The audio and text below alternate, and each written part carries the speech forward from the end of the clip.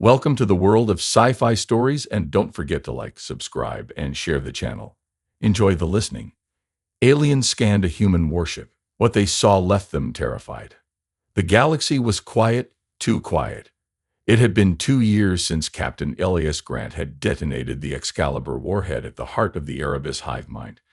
2 years since the unstoppable swarm had collapsed in an instant, their monstrous forms vanishing into nothingness. 2 years since the last remnants of the Alliance had drifted in the aftermath of a victory that had cost them everything. And yet the silence felt unnatural. High Captain Zorth stood aboard the bridge of the Sovereign Wrath, gazing out at the vastness of deep space. The last battle had been fought in a region beyond the known galaxy, a place where the Erebus had gathered their strength, where physics itself had seemed to unravel.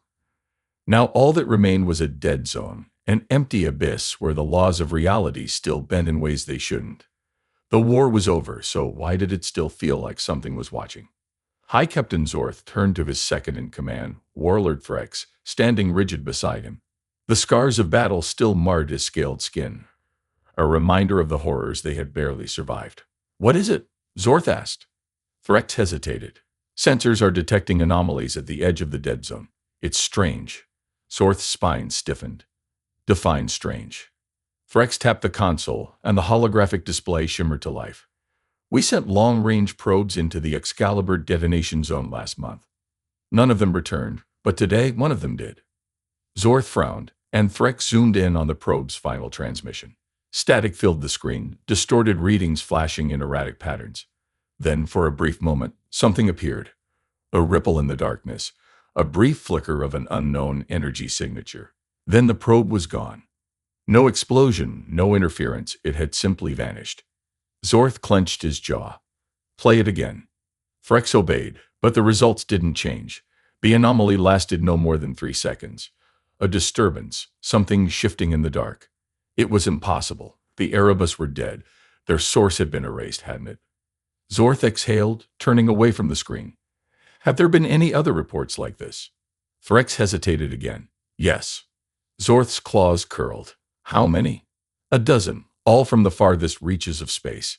Ships disappearing, distorted sensor readings, whispers in comm channels." Zorth's blood turned cold. "Whispers?" Threx nodded grimly. "Voices, patterns that don't match any known language, and in some cases, recognizable transmissions, distorted." But he swallowed. "Some of them sound human." Zorth turned fully to face him, his stomach twisting. "That's impossible." "Is it?" Threx's expression was dark. "We thought the Erebus were impossible once too." A long silence stretched between them. Zorth turned back towards the viewport, staring into the abyss. He had fought the Erebus, seen what they could do, and he had seen them die. But now something new had taken their place. Something was moving in the darkness, and it was calling them back. The war was supposed to be over. Humanity had burned its home world to stop the Erebus. The last remnants of the Galactic Alliance had fled to the edges of known space, broken but alive. The Excalibur warhead had done what nothing else could. It had erased the enemy from existence. And yet something remained, something wrong. High Captain Zorth paced the command deck of the Sovereign Wrath, his claws tapping against the cold metal floor. The reports from Threx still lingered in his mind. Whispers in dead channels, missing ships, anomalies at the very edge of the Excalibur detonation zone. It didn't make sense. The Erebus were gone. They had to be gone. "Hi, Captain." A voice called from the sensor pit. Zorth turned, his spine stiffening. "Report." The technician's fingers danced across the console. "We've received another transmission. It's faint, but it's coming from inside the dead zone." Zorth strode toward the console, staring at the screen. The data was garbled, distorted beyond recognition. But as the technician cleaned up the signal, something resolved from the static. A voice, faint, broken, but unmistakable. "Help."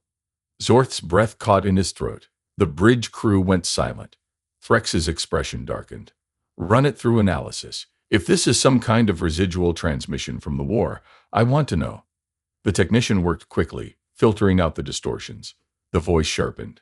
Zorth's stomach twisted into knots. It was human. "This is Captain Elias Grant. I repeat, I am still here." The silence on the bridge became suffocating. Zorth's claws curled into a fist, his voice barely above a whisper. That's impossible. It had to be a trick. Zorth sat in the war room with his senior officers, staring at the holographic projection of the recovered signal. He had heard Grant's final words before the Excalibur warhead detonated. He had seen Indomitable's sensor feeds as the explosion consumed everything. Captain Elias Grant was dead. And yet, Zorth exhaled sharply. Could this be mimicry? One of the officers, a grizzled human named Commander Sato, shook his head. I fought the Erebus for years. They never pretended to be us. They consumed, they took over bodies, ships, entire planets, but they never used deception. They didn't need to. Frex crossed his arms. Then what is this? Sato hesitated before speaking again. I ran the voice print through every available database. It's an exact match for Grant. He leaned forward. Exact. No errors, no inconsistencies. Zorth's spines bristled. That's not possible. The Excalibur warhead didn't just destroy him, it erased him. That entire sector was wiped from existence. Sato held his gaze, and yet the signal is coming from there. A cold silence stretched across the room. Zorth clenched his jaw. He didn't believe in ghosts, but if the Erebus had taught him anything, it was that the universe held horrors beyond understanding. If this was a trap, they needed to know. And if somehow Elias Grant was alive, then they had left something behind in the darkness, something unfinished. Zorth exhaled, making his decision. We're going back. The Sovereign Wrath moved through the void like a silent predator, its war-worn hull gliding past the shattered remnants of the Erebus war zone. It was not alone. A small fleet accompanied it -30 ships, the last remnants of the once mighty Galactic Alliance. Human destroyers, Royan dreadnoughts, Tar recon vessels, and a handful of independent craft that had survived the war by sheer luck. They had all seen the horrors firsthand, and yet they had turned to the place where everything had ended. High Captain Zorth stood on the bridge, staring at the view screen. They were approaching the coordinates of the signal, the Excalibur divination zone, or what was left of it. The void was wrong. Even through the reinforced viewports, space itself seemed fractured. The region where the weapon had been detonated didn't look like a normal battlefield. It was emptier than it should have been, like something had eaten away at the very fabric of reality. Hi, Captain, Frex said from his station. We're crossing the threshold. Zorth exhaled slowly. Status.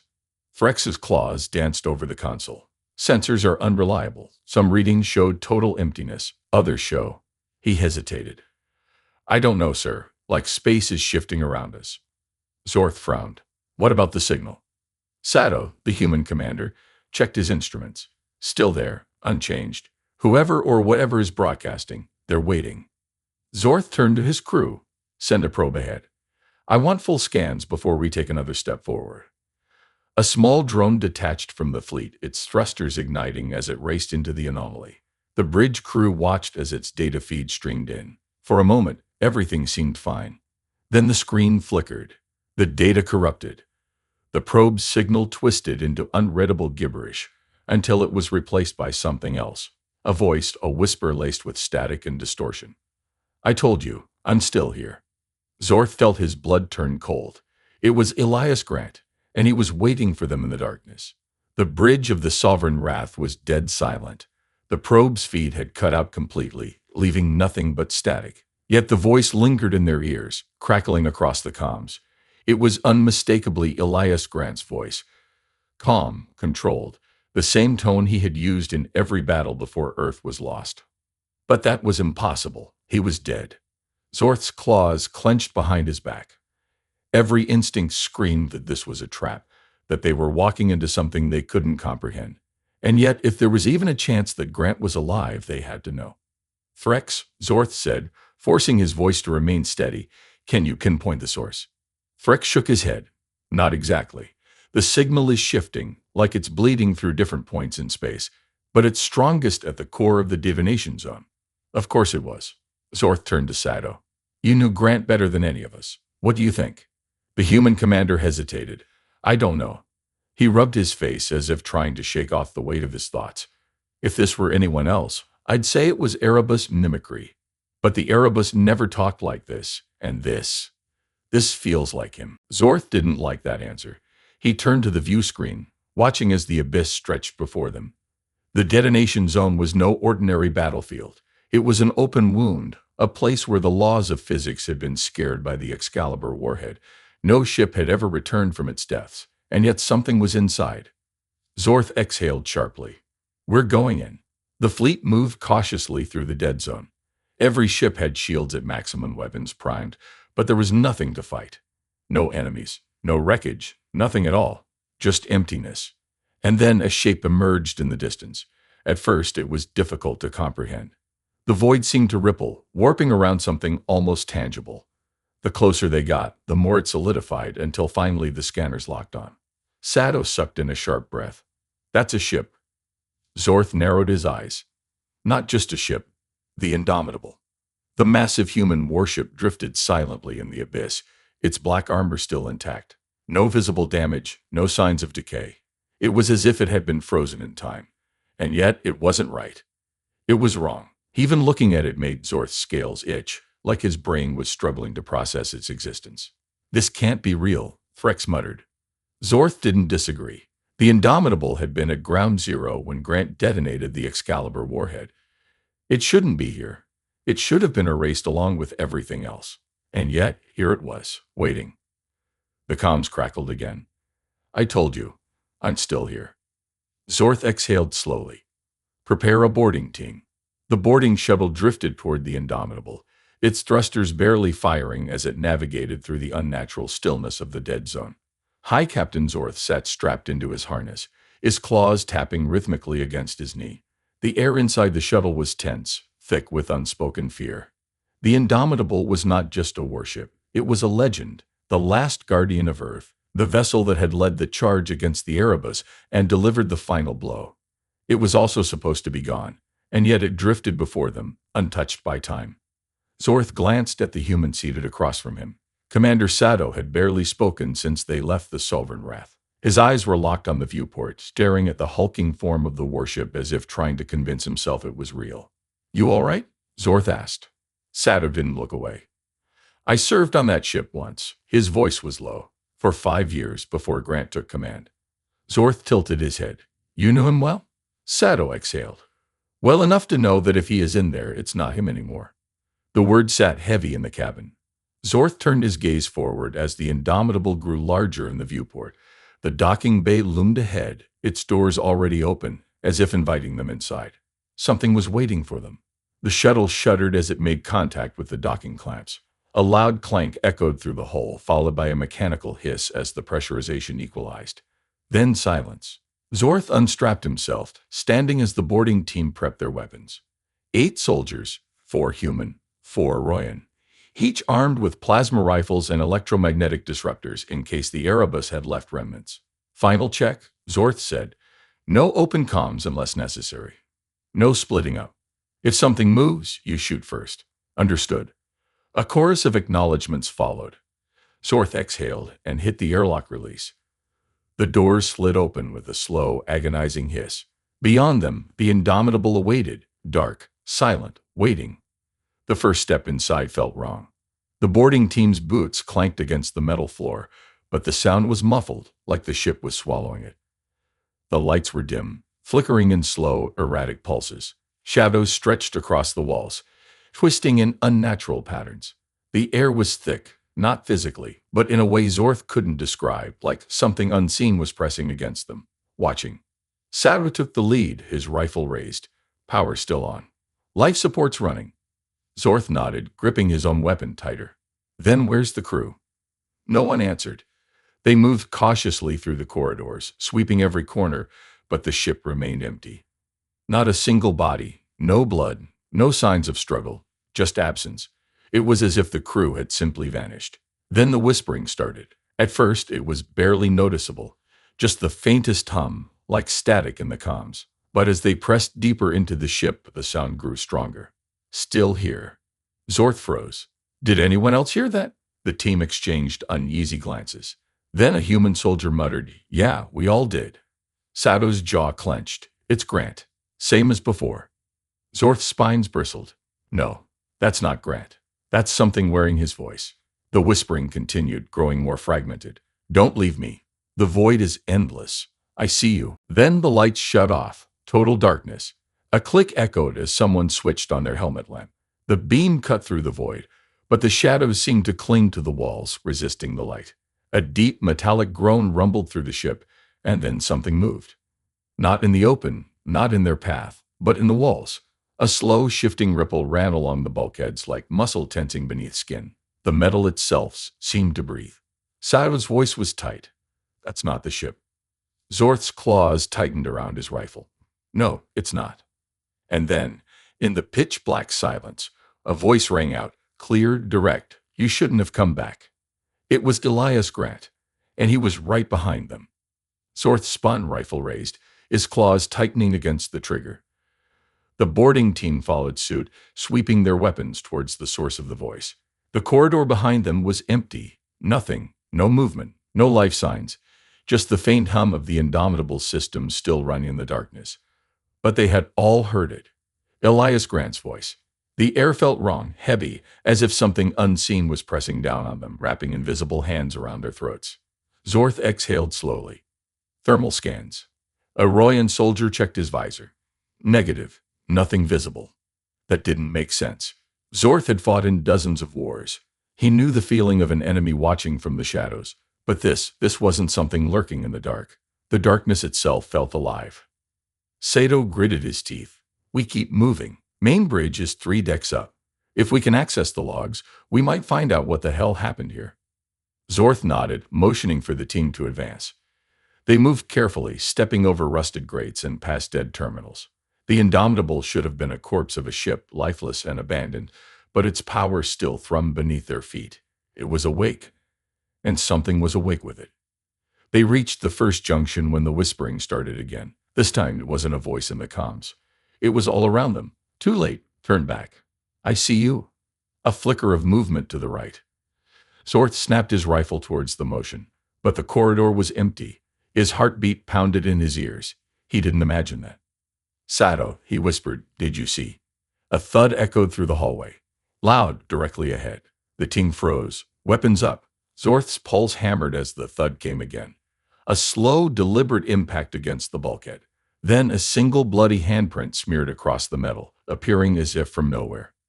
And in the dim emergency lights, something stepped into view. The team's breath hitched. It was Elias Grant, or at least something that looked like him. Zorth had seen Elias Grant before. He had fought beside him, knew the hard-set jaw, the sharp blue eyes, the unshakable posture of a man who had led his species through its darkest hour. But this wasn't Grant. It wore his face, but something was wrong. Too still, too perfect, like a wax figure carved to look like a man. The Elias Grant thing stared at them, unblinking. Its uniform was pristine, untouched by battle. Not a single scar, not a hint of fatigue. Just empty. Sato, Zorth muttered, are you seeing this? Sato's voice was hoarse. Yeah. Zorth took a slow step forward. His claws tightened around his rifle. Grant? The thing's head tilted with mechanical slowness, like it didn't quite understand the question. Then, in that same perfect voice, you shouldn't have come back. Zorth's spines bristled. You're not him. The thing smiled, not a human smile. Too wide, too deliberate. Aren't I? The lights flickered, and Elias Grant vanished. The moment he disappeared, the entire ship shuddered. The bulkheads groaned like living metal twisting under pressure. The whispering turned into a roar, 1,000 voices screaming at once. And then the shadows moved. Zorth barely had time to react before something lunged from the darkness. It wasn't Grant. It wasn't anything. A shape, black, formless, shifting, poured from the walls, taking shape as it moved. Not a body, but an imitation of one. It moved like a human, but it wasn't human. Its limbs stretched too long, bending at unnatural angles. Its eyes, if they were eyes, glowed with a faint, sickly green light. And it was fast. Zorth barely ducked as it lunged. The thing's arms stretched like liquid metal, razor-sharp claws missing his face by inches. Fire.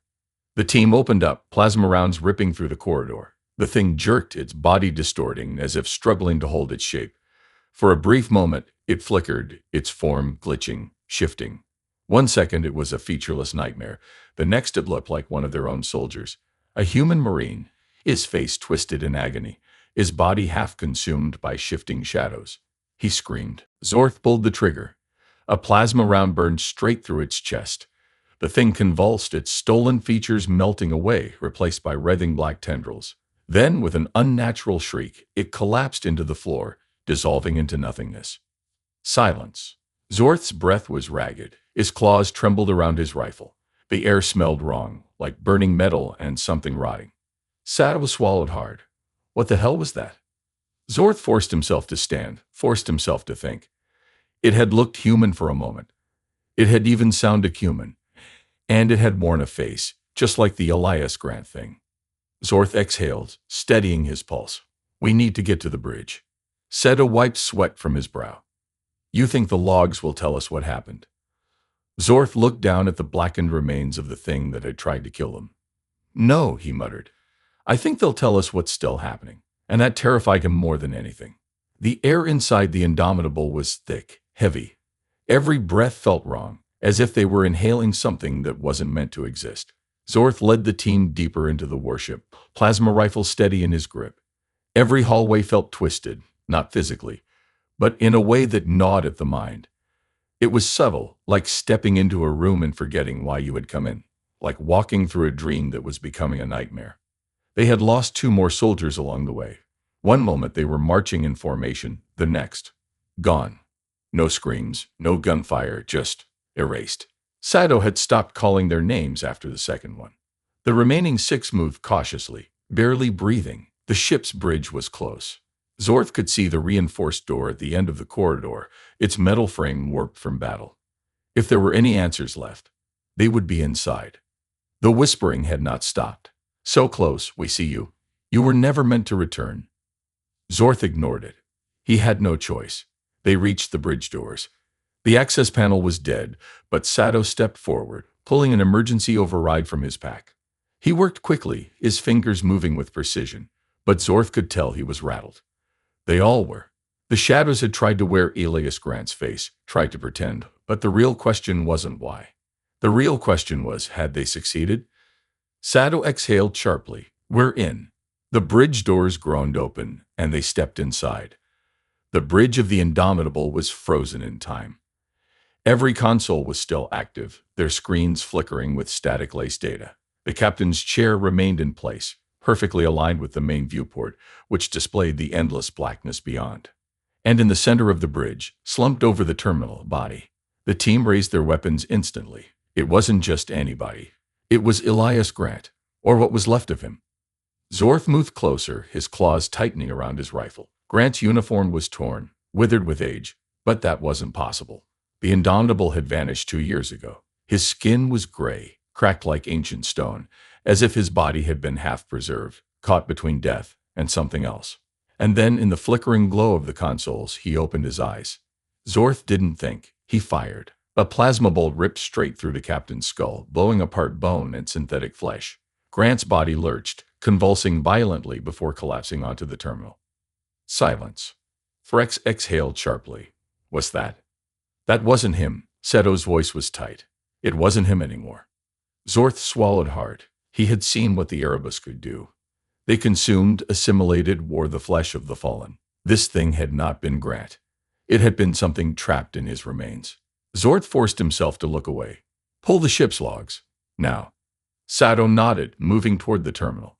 The system resisted at first, its interface lagging, glitching, but finally, a single log remained intact. The last recorded message from Captain Elias Grant. Sato activated it, and Grant's real voice filled the bridge. Log entry 00277, Captain Elias Grant, date unknown. If you're hearing this, it means someone found us. A ragged breath, static interference. I don't know how much time I have left. Time doesn't work the same way here. We shouldn't be here. None of this should exist. More interference, the sound of metal groaning in the background. When the Excalibur warhead detonated, we didn't die. We didn't win. We broke something. We tore a hole in the universe, and now we're caught between what was and what comes next. A pause. I don't know if I'm still alive. I don't know if I'm already dead. The whispering in the ship grew.